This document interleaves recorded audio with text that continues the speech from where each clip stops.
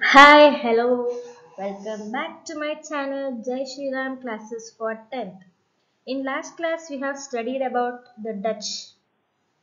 Now, in this video, we are going to study about the English, how they came and what all they did. Last class ಒಳಗ Dutch ಬಗ್ಗೆ ಕಲ್ತಿದ್ವಿ. ಇವತ್ತ English ಬಗ್ಗೆ start ಮಾಡ್ತೇವೆ. On 31st December 1600, Queen Elizabeth issued the Royal Charter authorizing the East India Company to trade in eastern countries for 15 years.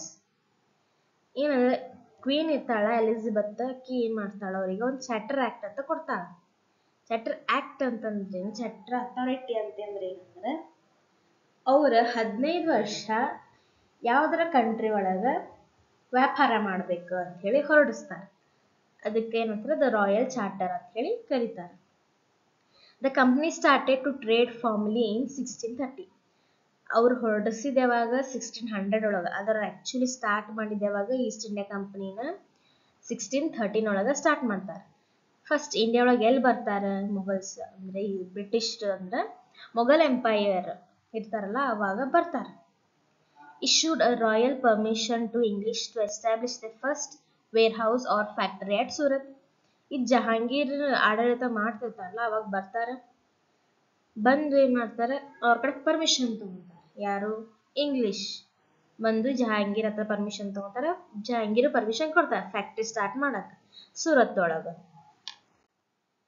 In 1617, Sir Thomas Rio arrived at the court of Jahangir as a royal ambassador from the court of James I. 1617 ಒಳಗೇನೋ sir Thomas ಅನ್ನೋರು ಏನು ಮಾಡ್ತಾರೆ ಇಲ್ಲಿಗೆ ಬರ್ತಾರೆ. ಯಾರ ಕೋರ್ಟಿಗೆ ಬರ್ತಾರಂದ್ರೆ ಯಾರ ಆಸ್ಥಾನಕ್ಕೆ ಬರ್ತಾರಂದ್ರೆ ಜಹಾಂಗೀರ್ ಆಸ್ಥಾನಕ್ಕೆ ಬರ್ತಾರೆ. ರಾಯಲ್ ಅಂಬಾಸಡರ್ ಆಗಿ ಬರ್ತಾರ ಅವ್ರು. ಬಂದ್ ಕಾಸ ಏನ್ ಮಾಡ್ತಾರ ನೆಕ್ಸ್ಟ್ ಪರ್ಮಿಷನ್ ಕೇಳ್ತಾರೆ. He sought permission sir Thomas Roe. He sought permission from Jahangir to establish factories in other places of Mughal Empire. ಅವ್ರು ಸುಮ್ಮನೆ ಇರಂಗಿಲ್ಲ ಇವರು ಏನ್ ಮಾಡ್ತಾರ ಬರೀ ಸೂರತ್ ಒಳಗೆ ಅಷ್ಟೇ ಬೇಡ, ಮೊಘಲ್ ಎಂಪೈರ್ ನಿಮ್ದು ಎಲ್ಲೆಲ್ಲ ಐತಿ ಅಲ್ಲೆಲ್ಲ ನಾವು ನಮ್ಮ ಫ್ಯಾಕ್ಟ್ರಿನ ಸ್ಥಾಪನೆ ಮಾಡ್ತೇವಿ, ಪರ್ಮಿಷನ್ ಕೊಡ್ರಿ ಅಂತ ಹೇಳಿ ಕೇಳ್ತಾರೆ. ಎಲ್ಲೆಲ್ಲಿ ಮಾಡ್ತಾರ ಅಂತಂದ್ರೆ English establish the factories at Agra, Ahmedabad and brooch. ಇಲ್ಲಿ ಕೊಟ್ಟಾರ ನೋಡ್ರಿ, ಬ್ರೋಚ್ ಅಹಮದಾಬಾದ್ ಇಲ್ಲ ಆಗ್ರಾ ಬರ್ತೈತಿ, ಚಂದಿನಗರ್ ಮಚಿಲಿಪಟ್ಟಣಂ ಒಳಗೆಲ್ಲ ಏನ್ ಮಾಡ್ತಾರೆ ಅವರು ತಮ್ಮ ಫ್ಯಾಕ್ಟರಿನ ಸ್ಥಾಪನೆ ಮಾಡ್ತಾರೆ. In 1639, the English took Madras from the king of Chandigiri and established a strong fort named St. George Fort. ಏನ್ ಮಾಡ್ತಾರೆ ಇವ್ರು ಬ್ರಿಟಿಷ್ ಮಡ್ರಾಸ್ ನಮ್ ಕಿಂಗ್ ಇರ್ತಾರಲ್ಲ ಚಂದಿಗಿರಿ ಅಂತ ಹೇಳಿ ಅವನ ಕಡೆ ಅಂತ ಒಂದ್ ಜಾಗ ತಗೊಂತಾರೆ. ಅಲ್ಲಿ ಒಂದು ಬಲಿಷ್ಠವಾದ ಕೋಟೆನ ಕಟ್ತಾರೆ. ಯಾರ ಹೆಸರಲ್ಲಿ ಅಂತಂದ್ರೆ Saint George fort. Saint George ಅನ್ನೋ ಹೆಸರ ಮೇಲೆ ಆ ಕೋಟೆನ ಕಟ್ತಾರೆ. Later, Charles II, the Prince of England, gave Bombay an annual rent to £10 to East India Company in 1668. In 1668 ಒಳಗೆ ಏನ್ ಮಾಡ್ತಾರೆ ಇವರು ಚಾರ್ಲ್ಸ್ ಇರ್ತಾರಲ್ಲ ಬಾಂಬೆಗೆ ಬಂದು ಅಲ್ಲಿ ಆನ್ಯುವಲ್ ರೆಂಟ್ ಕೊಡ್ತಾನೆ. ಬಾಡಿಗೆ ತರ ಇರ್ತಾರ ಅವ್ರು ಇಲ್ಲಿ ನಮ್ಮ ದೇಶದೊಳಗ. ಅದಕ್ಕೆ ಏನ್ ಮಾಡ್ತಾರೆ ಅದಕ್ಕೆ ರೊಕ್ಕ ಕೊಡ್ತಾರೆ. ಎಷ್ಟು ಅಂತಂದ್ರೆ £10. ಇಂಡಿಯನ್ ರುಪಿ ಒಳಗ £10 ಎಷ್ಟು ಅಂತಂದ್ರೆ 1052.72 ಪೈಸೆ ಆಗಿರುತ್ತೆ. ಅವಾಗಿನ ಕಾಲದಾಗ ಜಾಸ್ತಿನ ಅಷ್ಟು ಬಾಡಿಗೆ ಕಟ್ತಿರ್ತಾರ ಅವರು ಫಸ್ಟಿಗೆ. ಯಾರು ಬಂದು ಚಾರ್ಲ್ಸ್ II ಅನ್ನೋ ಪ್ರಿನ್ಸ್ ಇಂಗ್ಲೆಂಡ್ ಇಂದ ಬಂದು ಬಾಂಬೆ ಒಳಗ ಆನ್ಯುವಲ್ ರೆಂಟ್ ಕೊಡ್ತಾರೆ. In 1690, the English purchased 3 villages, namely Sutanati, Calcutta and Govindapura on the bank of Hooghly River and built a Fort William. ಇಲ್ಲಿ ಏನ್ ಮಾಡ್ತಾರ ಕೋಲ್ಕತ್ತಾ ಒಳಗೆ ಇವ್ರು ಏನ್ ಮಾಡ್ತಾರ ಬ್ರಿಟಿಷ್ ಅಂದ್ರೆ 1690 ಒಳಗ 3 ಹಳ್ಳಿಗಳನ್ನ ಖರೀದಿಸ್ತಾರೆ. ಯಾವ್ಯಾವ ಅಂದ್ರೆ ಹುಗ್ಲಿ ರಿವರ್. ಇದು ಹುಗ್ಲಿ ರಿವರ್ ಎಲ್ಲೆಲ್ಲಿ ಬರುತ್ತ ಅಂತಂದ್ರ ಹುಗ್ಲಿ ರಿವರ್ ಅಲ್ಲಿ ಇದ್ರ ಕಡೆ ಬರುತ್ತೆ. ಇಂಡಿಯಾ ಮ್ಯಾಪ್ ಒಳಗೆ ಎಲ್ಲಿ ಬರುತ್ತೆ ಅಂತಂದ್ರೆ ವೆಸ್ಟ್ ಬೆಂಗಾಲ್ ಒಳಗ ಪಾಸ್ ಆಗಿ ಎಲ್ಲೋಗಿರುತ್ತೆ ಬೇ ಆಫ್ ಬಾಂಗ್ಲಾದೇಶಿಗೊಳಗ ಫ್ಲೋ ಆಗಿ ಬೇ ಆಫ್ ಬೆಂಗಾಲಿಗ ಸೇರ್ತೈತಿ ಇದು ಹುಗ್ಲಿ ರಿವರ್. ಸೊ ಆ ರಿವರ್ ಮೇಲೆ 3 ಏನ್ ತಗೊಂತಾರ ಇವರು ಹಳ್ಳಿಗಳನ್ನ ಖರೀದಿಸ್ತಾರ. ಒಂದು ಸುತನುತಿ, ಗೋವಿಂದಪುರ, ಅಲ್ಲಿ ಗೋವಿಂದಪುರ ಅಂತ ಕೊಟ್ಟಾರ, ಗೋವಿಂದಪುರ ಅಂತಾನು ಕರೀತಾರೆ. ಇನ್ನೊಂದು ಯಾವ್ದಾದ್ರ ಕಲ್ಕತ್ತಾ. ಈ 3 ವಿಲೇಜ್ಗಳನ್ನ ಖರೀದಿಸ್ತಾರ. ಅಲ್ಲಿ ಏನ್ ಕಟ್ತಾರಂದ್ರ ಮತ್ತೊಂದು ಕೋಟೆ ಕಟ್ತಾರ. ಯಾವುದು ವಿಲಿಯಂ ಫೋರ್ಟ್ ಅಂತ ಹೇಳಿ ಕಟ್ತಾರ. The city of Calcutta grew around this fort. ಇದೇನ್ ಕೋಟೆ ಕಟ್ಟಿರ್ತಾರಲ್ಲ ಅದ್ರ ಸುತ್ತಲೂ ಏನಾಗುತ್ತೆ ಕೋಲ್ಕತ್ತಾ ಸಿಟಿ ಬೆಳೀತದೆ ಅಂತ ಹೇಳ್ತಾರೆ. By the end of the 17th century, the English had established Bombay, Madras, and Kolkata as the centers of their presidencies. By the later part of 18th century, the English made Kolkata their capital city. They implemented their own civil and criminal procedures codes in the areas that were under their control. ಏನ್ ಮಾಡ್ತಾರ 17th century ಅನ್ನೋಷ್ಟ್ರೊಳಗ ಇವ್ರು ಏನ್ ಮಾಡ್ತಾರ ಬಾಂಬೆ, ಮಡ್ರಾಸ್ ಮತ್ತು ಕೋಲ್ಕತ್ತಾ ಜಾಗದೊಳಗೆ ಏನ್ ಮಾಡ್ತಾರ ತಮ್ಮ ರೂಲ್ನ ಸ್ಥಾಪನೆ ಮಾಡ್ತಾರ. ಅಷ್ಟಲ್ದ ಏನು 17th century ಅಂದ್ರೆ ಎಂಡಿಗೆ ಮುಗ್ಯಾಕ್ ಬಂದಂಗ ಏನ್ ಮಾಡ್ತಾರ ಅಲ್ಲೆಲ್ಲ ತಮ್ಮ ರಾಜ್ಯನ ಸ್ಥಾಪನೆ ಮಾಡ್ಬಿಟ್ಟಿರ್ತಾರೆ. ಇಲ್ಲಿ ನೋಡ್ಬೋದು ನೀವು ಮ್ಯಾಪ್ ಒಳಗೆ ಇದೇನಾಗಿರುತ್ತೆ, ಇದು Bengal region, Bengal presidency, Bombay presidency, Madras presidency ಇವು. ಆಮೇಲೆ 18th century ಒಳಗ ಏನ್ ಮಾಡ್ತಾರೆ ಇವರು ಕಲ್ಕತ್ತಾನ ತಮ್ಮ ಕ್ಯಾಪಿಟಲ್ ಸಿಟಿಯಾಗಿ ಮಾಡ್ಕೊಂತಾರ, ರಾಜಧಾನಿಯಾಗಿ ಮಾಡ್ಕೊಂತಾರ. ಆಮೇಲೆ ಅದಷ್ಟೇ ಅಲ್ಲದೆ ಕ್ರಿಮಿನಲ್ ಅಂಡ್ ಸಿವಿಲ್ ಕೋಡ್ಸ್ ನ ಜಾರಿಗೆ ತರ್ತಾರ. ತಂದು ಎಲ್ಲೆಲ್ಲೋ ಆಡಳಿತ ಇರ್ತಲ್ಲ ಅಲ್ಲೆಲ್ಲ ಇವನ್ನ ಇಂಪ್ಲಿಮೆಂಟ್ ಮಾಡ್ತಾರೆ, ಅಂದ್ರೆ ಜಾರಿಗೆ ತರ್ತಾರ. ಆಮೇಲೆ ನೆಕ್ಸ್ಟ್ ಫ್ರೆಂಚ್.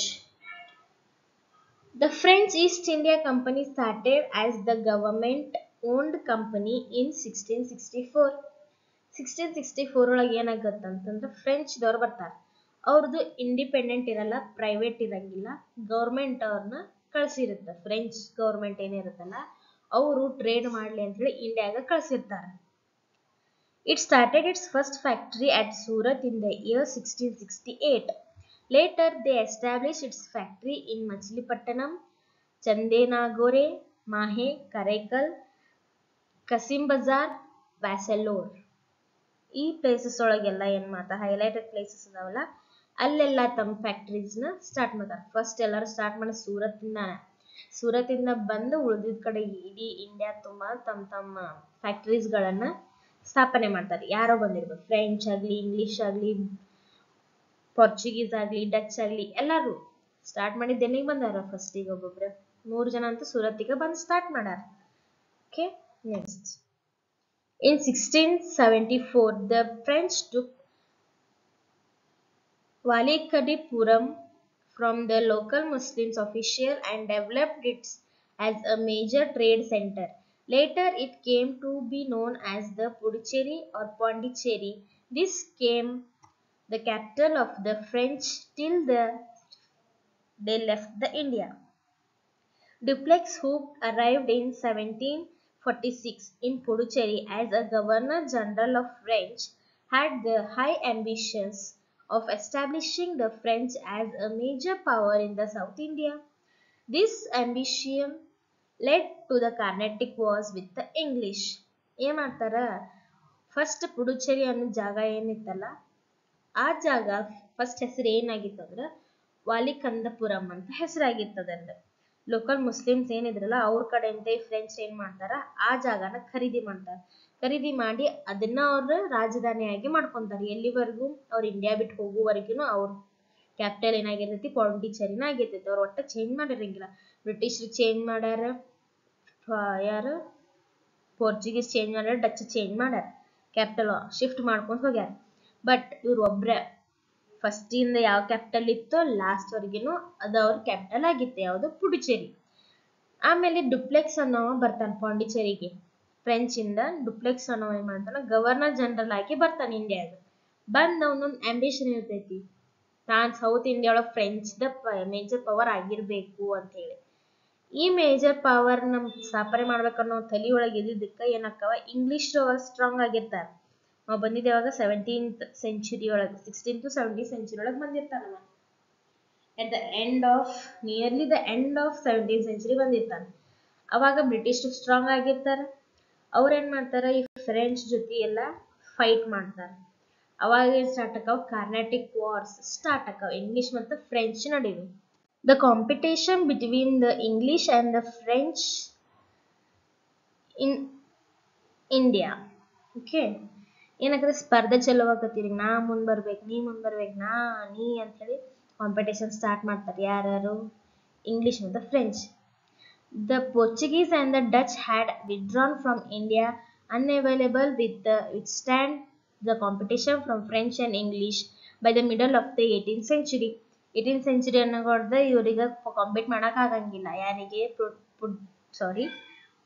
ಪೋರ್ಚುಗೀಸ್ಗೆ ಮತ್ತು ಡಚ್ಗೆ ಏನಾಗುತ್ತೆ, ಇಲ್ಲ ಕಾಂಪೀಟ್ ಮಾಡೋಕ್ಕಾಗಂಗಿಲ್ಲ ಅವರಿಗೆ, ಸ್ಪರ್ಧೆ ಅವ್ರ ಜೊತೆ. ಅವ್ರು ಸರಸಮ ಅಂತೂ ಆಗಿರಂಗಿಲ್ಲ. ಅವ್ರು ಸ್ವಲ್ಪ ವೀಕ್ ಇರ್ತಾರೆ, ಡಚ್ ಮತ್ತು ಪೋರ್ಚುಗೀಸ್ ಅಂತ. ಇವ್ರು ಕಾಂಪೀಟ್ ಮಾಡೋಕೆ ಹೋಗಂಗಿಲ್ಲ. ಫ್ರೆಂಚ್ ಮತ್ತು ಇಂಗ್ಲೀಷ್ ಏನು ಮಾಡ್ತಾರೆ, ಕಂಟಿನ್ಯೂಸ್ ಕಾಂಪಿಟೇಷನ್ ಮಾಡ್ತಾನೆ ಹೋಗ್ತಿರುತ್ತೆ ಅವ್ರಿಗೆ. ಅವ್ರ ಕೈ ಮೇಲೆ ಇವ್ರ ಕೈ ಮೇಲೆ ಹಂಗೆ ಆಗ್ತಾನೆ ಹೋಗ್ತಿರ್ತೈತಿ. Finally the French and the English resorted to show off the strength in order to establish their political supremacy over India. ತಾವು ಮೇಲ್ಗೈ ಅಂತ ತೋರ್ಸಾಕ ಇಂಡಿಯಾ ಒಳಗೆ ಬಂದು ಏನು ಮಾಡ್ತಾರೆ, ಅವ್ರು ಪೊಲಿಟಿಕಲ್ ಪವರ್ನ ಸ್ಥಾಪಿಸ್ತಾರೆ. ರಾಜಕೀಯ ಸ್ಟಾರ್ಟ್ ಮಾಡಿಬಿಡ್ತಾರೆ ಇಂಡಿಯಾ ಒಳಗೆ ಬಂದು. Meanwhile, political instability arise in the regions of the Hyderabad and Carnatic, eastern parts of Tamil Nadu, and both the English and the French tried to exploit the situation in their favor. This led to the 3 Carnatic Wars. ಏನು ಮಾಡ್ತಾರೆ, main political reason ಎಲ್ಲಿ start ಆಗಿರ್ತೈತಿ ಅಂದರೆ ಹೈದರಾಬಾದ್ ಮತ್ತು ಕಾರ್ನಾಟಿಕ್ ಅಂದರೆ ತಮಿಳ್ನಾಡಿನ eastern part ಒಳಗೆ ಏನಾಗುತ್ತೆ, ಇಲ್ಲಿ ಯುದ್ಧಗಳು ಸ್ಟಾರ್ಟ್ ಆಕಾವ. ಯಾರ ನಡುವೆ, ಇಂಗ್ಲೀಷ್ ಮತ್ತು ಫ್ರೆಂಚ್ ನಡುವೆ. ಅವಾಗ ಏನು ಮಾಡ್ತಾರೆ, ಇವರು ಇಬ್ರು ಏನು ಮಾಡ್ಕೋಕತ್ತಿರ್ತಾರ, ಅಲ್ಲಿರೋ ರಾಜ್ಯಗಳ ಜೊತೆನೂ ಫೈಟ್ ಮಾಡ್ತಿರ್ತಾರೆ. ಅವಾಗ ಇವರು ತಮ್ಮ ಫೇವರ್ ಅಂದ್ರೆ ತಮ್ಮ ಕಡೆ ಆಗೋ ಥರ ಏನು ಮಾಡ್ತಿರ್ತಾರೆ, ಫೈಟ್ ಮಾಡ್ಕೊತಿರ್ತಾರೆ. ಸಿಚುವೇಶನ್ ಕೆಡಿಸ್ತಿರ್ತಾರೆ. ಈಗ ಒಬ್ಬ ರಾಜ ಇನ್ನೊಂದು ಆಂಗ್ಲರ್ ಜೊತೆ ಏನು ಮಾಡ್ಬೇಕು, ಫೈಟ್ ಮಾಡ್ತಿರ್ಬೇಕಾದ್ರೆ ಈ ಫ್ರೆಂಚ್ದವ್ರು ಬಂದು ಸಪೋರ್ಟ್ ಮಾಡೋ ಥರ ಆ್ಯಕ್ಟ್ ಮಾಡಿ ಏನು ಮಾಡ್ತಾರೆ, ವಾಪಸ್ ಒಂದು ತಮ್ಮ ಕಡೆ ಮಾಡ್ಕೊತಾರೆ. ಅದೇ ಥರ ಇಂಗ್ಲೀಷ್ನವರು ಕಡೆ ರಾಜಕ್ಕೆ ಸಪೋರ್ಟ್ ಮಾಡ್ದಂಗೂ ಮಾಡಿ ಏನು ಮಾಡ್ತಾರೆ, ತಮ್ಮ ಕಡೆ ಸಿಚುವೇಶನ್ನ ಸೆಳ್ಕೊಳ್ತಾರೆ. ಅದಕ್ಕೋಸ್ಕರ ಏನಕ್ಕವ 3 ಕಾರ್ನಾಟಿಕ್ ವಾರ್ಸ್ ಏನಕ್ಕವ ಇಲ್ಲಿ ನಡೀತಾವಂತ ಹೇಳತ್ತಾರೆ ಇಲ್ಲಿ. Next, know this. Hyderabad kingdom was established in 1724 by Asaf Jaha. He predatory Dost Ali, who was ruling Carnatic region, was not loyal to him. The Marathas killed Dost Ali in 1740 and looted Carnatic and imprisoned his son-in-law Chand Sahib in Surat. ಏನು ಮಾಡ್ತಾರೆ, ಇವ ಏನಿರ್ತಾನೆ loyal ಆಗಿ ಇರಂಗಿಲ್ಲ. ದೋಸ್ತ್ ಅಲಿ ಅಂತ ಇರ್ತಾನಲ್ಲ, ಯಾರ friend, Jafar ಜಹಾ, ಇವ್ರ friend ಏನಿರ್ತಾರಲ್ಲ full ಆಗಿರಂಗಿಲ್ಲ, ಅಂದ್ರೆ ಅವ್ರು ಲಾಯಲ್ ಆಗಿ ಇರಂಗಿಲ್ಲ, ನಿಯತ್ತಿಂದ ಇರಂಗಿಲ್ಲ ಕರ್ನಾಟಕ ರೀಜನ್ ಒಳಗೆ. ಅದಕ್ಕೋಸ್ಕರ ಏನು ಮಾಡ್ತಾರೆ, ಮರಾಠ ಏನು ಮಾಡ್ತಾರೆ, ಬಂದು ಅಟ್ಯಾಕ್ ಮಾಡ್ಬಿಡ್ತಾರೆ. ಇವ್ನ ದೋಸ್ತ್ ಅಲಿ ಇರ್ತಾರಲ್ಲ, ಇವರು ಯಾರ ಫ್ರೆಂಡ್, ಇವರು ಅಂದ್ರೆ ಅಸಫ್ ಜಹಾ, ಇವ್ರ ಫ್ರೆಂಡ್ ಆಗಿರ್ತಾರೆ ಇವ್ರ ದೋಸ್ತಲ್ಲಿ. ಅವ್ರ ಕಿಂಗ್ಡಮ್ ಮೇಲೆ ಏನು ಮಾಡ್ತಾರೆ, ಮರಾಠಾಸ್ ಬಂದು ಅಟ್ಯಾಕ್ ಮಾಡ್ತಾರೆ 1740 ಒಳಗೆ. ಆಮೇಲೆ ಬಂದು ಅಲ್ಲಿ ಎಲ್ಲ ಕಳ್ತನ ಮಾಡ್ಕೊಂಡು ಹೋಗ್ಬಿಡ್ತಾರೆ. ಅವರು ಹೋಗೋದಷ್ಟೇ ಅಲ್ಲ, ಯಾರ ದೋಸ್ತ್ ಅಲಿ ಹಳೆಯ ಸಣ್ಣಿನ್ಲಾ ಅಂತಾರಲ್ಲ ಚಂದ್ ಸಾಹೇಬ್, ಅವರನ್ನ ಸೂರತ್ ಒಳಗೆ ಹೋಗಿ ಬಂಧಿಸ್ತಾರೆ. Asaf Jah named Anwaruddin as the Nawab of Carnatic in the place of Dost Ali. ಈ ಕಾರ್ನಾಟಿಕ್ ರೀಜನ್ ಒಳಗೆ ಏನು ಮಾಡ್ತಾನ ಅಂತಂದ್ರೆ, ಅನ್ವರುದ್ದೀನನ್ನ ನೇಮಕ ಮಾಡ್ತಾನೆ ನವಾಬ್ ಆಫ್ ಕಾರ್ನಾಟಿಕ್ ಅಂತ ಹೇಳಿ, ದೋಸ್ತಲಿ ಜಾಗದೊಳಗೆ, ಪ್ಯಾಲೇಸ್ ಒಳಗೆ. ಯಾಕಂದ್ರೆ ದೋಸ್ತಲಿನೂ ಇರಂಗಿಲ್ಲ, ಆಮೇಲೆ ಅವನ ಹಳೆನೂ ಇರಂಗಿಲ್ಲ ಅದು ಮಾಡಕ್ಕೆ. ಅದಕ್ಕೆ ಏನು ಮಾಡ್ತಾನೆ, ಜಾಫರ್ ಜಹಾ ಏನು ಮಾಡ್ತಾರಂತಂದ್ರೆ ಅನ್ವರುದ್ದೀನ್ ಅನ್ನೋರ್ನ ಇದಕ್ಕೆ ರಾಜನನ್ನಾಗಿ ಮಾಡ್ತಾರೆ. ಇಲ್ಲಿಗ ಇಷ್ಟು ಟಾಪಿಕ್ ಮುಗೀತಾ. ನೆಕ್ಸ್ಟ್ ಕಾರ್ನಾಟಿಕ್ ವಾರ್ಸ್ ಬಗ್ಗೆ ನೆಕ್ಸ್ಟ್ ವಿಡಿಯೋ ಒಳಗೆ ಸ್ಟಡಿ ಮಾಡೋಣ ಅಂತ. ಯಾರ್ಯಾರಿಗೆ ಅರ್ಥ ಆಗೈತಿ ಅವರು ಕಮೆಂಟ್ ಮಾಡಿರಿ. ಅರ್ಥ ಆಗಿಲ್ಲ ಅಂದ್ರೂ ಕಮೆಂಟ್ ಮಾಡಿ, ನಾನು ಇನ್ನೊಮ್ಮೆ ತಿಳಿಸ್ತೀನಿ. ಯಾವ ಪಾಠ ಅರ್ಥ ಆಗಿಲ್ಲ ಅಂತ ಹೇಳ್ತೀರಲ್ಲ ಆ ಪಾಠನ ನಾನು ಮತ್ತೊಮ್ಮೆ ಎಕ್ಸ್ಪ್ಲೈನ್ ಮಾಡ್ತೀನಿ. ನಿಮ್ಗೆ ನೆಕ್ಸ್ಟ್ ವಿಡಿಯೋಸ್ ನಾನು ಬರಬೇಕಂದ್ರೆ ಅದಕ್ಕೆ ಫಸ್ಟ್ ಏನು ಮಾಡಬೇಕು, ಸಬ್ಸ್ಕ್ರೈಬ್ ಮಾಡಿ ಬೆಲ್ ಐಕಾನ್ನ ಟೈಪ್ ಮಾಡಿ ಇಟ್ಟಿರ್ಬೇಕು. So please like, share, comment and don't forget to subscribe my channel. ನಿಮಗೆ ಬೇರೆ ಯಾರು ಫ್ರೆಂಡ್ಸ್ ಗೊತ್ತಿದ್ರು ಅವ್ರಿಗೂ ಶೇರ್ ಮಾಡಿರಿ. ನೆಕ್ಸ್ಟ್ ವಿಡಿಯೋಸ್ಗಾಗಿ ವೇಟ್ ಮಾಡಿ. Thank you.